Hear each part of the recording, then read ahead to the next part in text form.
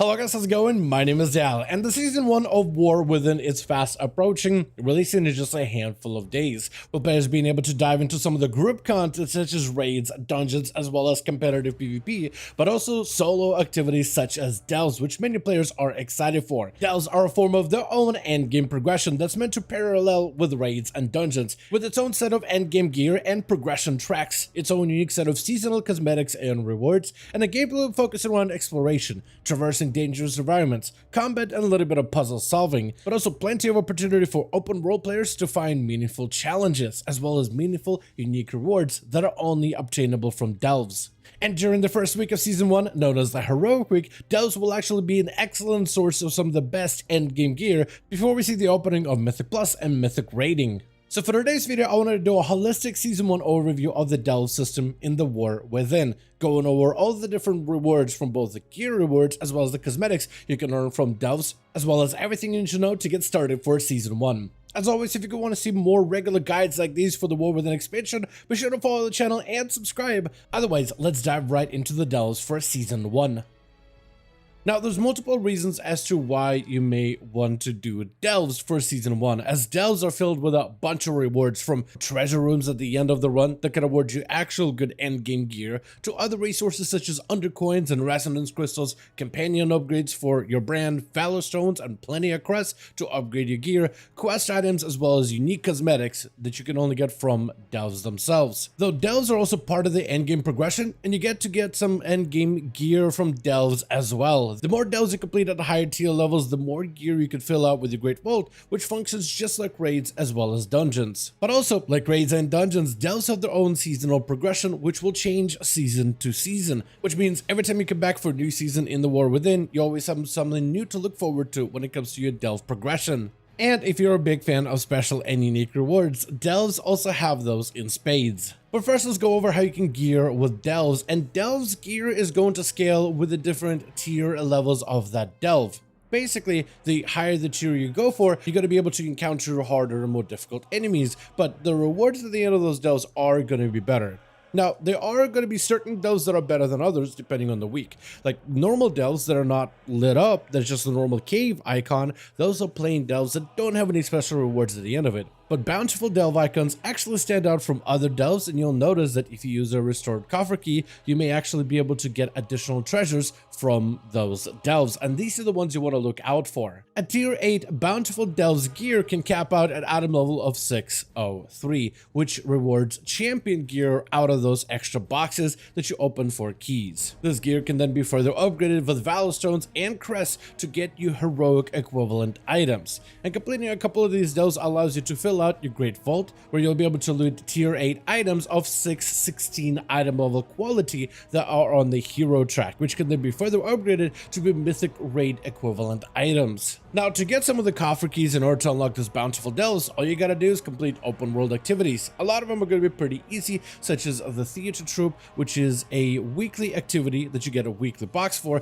in the Isle of Dorn. Further down to the lower layer, we have Ringing Deep, so we have two activities: Awakening Machine, which rewards you a key, but also the Snuffling, or the treasure finding quest, or I guess the activity that you do with the kobolds. A little further down, we have Hollow Fall, and we have Spreading the Light event, and then further down into the bottom depths of the Kaz Algar, we have the Nerubian faction of the Severed Threads. The weekly quest with Severed Threads, where you get to pledge your loyalty to one of the 4 different leaders of the Severed Threads faction, gets you a weekly box with a delve key as well. But we also got special assignments which pop up once in a while when it comes to open world content. By completing 2 world quests in a zone, you get a special assignment that awards you a variety of goodies, one of them being even more coffer keys. And every time you dive into a bountiful delve, at the end of the run you get to unlock bountiful chests with those keys. Inside of those keys, you'll get a fragment of World Soul Memories that allows you to access one of the World Soul Memory events out in the open world, where you basically zone in and kill as many things as you can during a limited time window. Diving into those World Soul Memories awards you valor, but also coffer key shards, which can be combined together with 100 of them,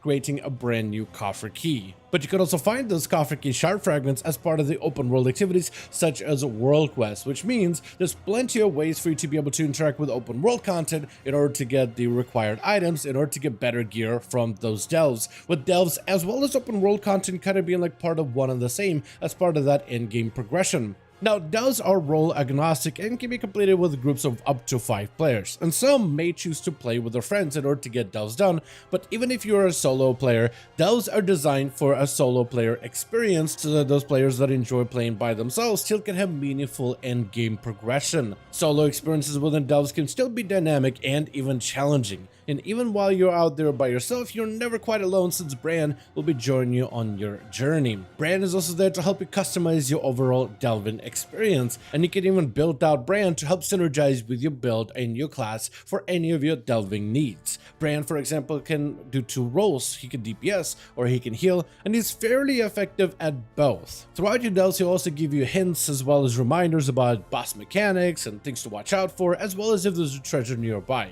And delves are a type of content unlike islands or unlike Torghast from back in the day, which are kind of time-gated to some degree. In delves, you can explore the delve as much as you want to, and sometimes exploration can actually lead to making some of the harder delves easier, because exploration can lead to rewards, which can give you an edge against some of the end of delves boss fights. You can also further customize Bran with a variety of curios to help shape his playstyle and shape your experience, and there's many different combinations for how you can modify Bran. I don't have the best combination possible, but I customized Bran to have a bunch of shields and a bunch of defense, but as a rogue, I can actually use abilities like Tricks of the Trade in the start of an encounter in order to redirect all of my threat to Bran, letting him tank for a short moment. So having him go a little bit more tanky allows him to survive better and allows me to attack the boss without being in threat of a boss targeting me at any moment. Other classes such as healers, for example, can customize Bran to be full-on DPS to the point where it's even detrimental to his own health. So as long as you can keep Bran alive and healthy, he can do some serious DPS to make those delve runs a little bit quicker. Overall, delves offer a consistent experience so you can dive into the delve at any moment you want to. You don't have to wait for other players or wait until you have the right currencies or whatever you need in order to be able to finally dive into the delve. You just jump into it immediately. And even players that choose to challenge themselves above tier 8, like tier 9, 10, and 11, can do so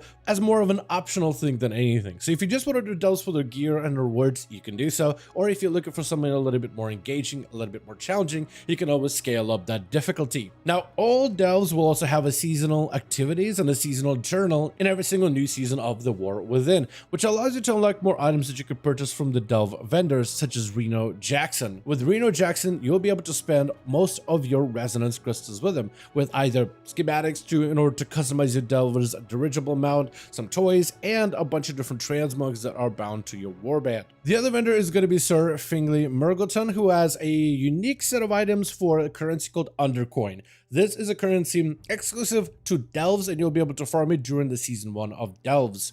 This is a warband currency, so doing delves on multiple characters allows you to pull that currency together to buy up all those items on a single character. Murgleton is going to have a variety of things such as more customization for your airship, as well as pets, but also a bunch of toys and more opportunity for you to be able to trade that Undercoin for resonance crystals if you want to. But also an opportunity to gear your alts with 580 Warbound gear, either as a full set for 5,000 coins or individual items if that's what you're looking for. Later down the line, as you progress through your seasonal content with the actual Season 1 delve progression methods, you'll be able to buy restored coffee keys directly from Murgleton. So the more delves you do, the more coffee keys you get in order to be able to go back to delves and get even more gear from those delves. And right here at Murgleton, you can actually see some of the different cosmetics that are available for delves. And these are going to be seasonal on a seasonal rotation.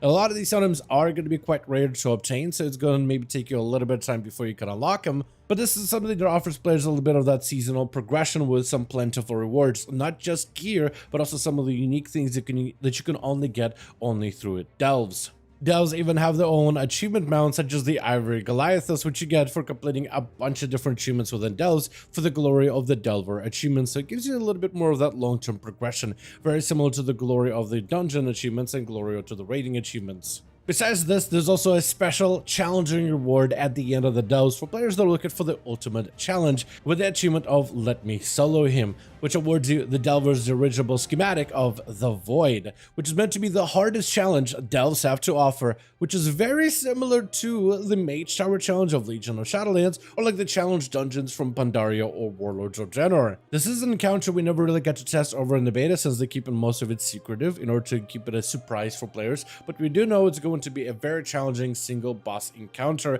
that will be available during Season 1. And there's a lot of hype and excitement and anticipation as to what the challenge may be, but the reward definitely seems like it'll be worth it. And with that should cover Delves and everything you need to know regarding the Delve experience for Season 1. With the next week's reset, we finally get access to seasonal content, but we'll be kind of locked out for raids and dungeons to a heroic week with a mythic week following afterwards. And Delves will be a great source of endgame gear early on. So it's a good idea to do a bit of delving during that first week of Season 1 and save up all of your coffer keys now in order to be able to get some bountiful chests at Tier A difficulty for maximum rewards gained. But with that being said, I do want to thank all of you guys so much for watching this video, and I hope all of you enjoyed. If you did enjoy it or found it informative, go ahead and give this video a like. I would very much appreciate it. Join our Discord community if you got any questions regarding Delves for Season 1 content. Let me know your thoughts in the comments below. And as always, I'll see all of you guys in the next one.